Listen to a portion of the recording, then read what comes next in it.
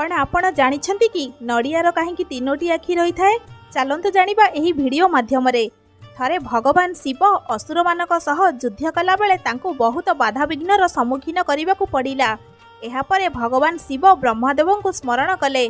ब्रह्मदेव कहिले बाधा विघ्न हटाइबाकू हेले तुम्हें विघ्न विनाशक गणेश को आराधना कर। एहा सुनी भगवान शिव प्रभु गणपति आराधना कले। गणेश पितांकर आराधना रे खुशी होई तांको सम्मुख को आसिले। एहा परे शिव तांको नैवेद्य रे बहुत प्रकार मिष्टान और फलमूल देले, किंतु गणेश एहाकू ग्रहण कले नाही।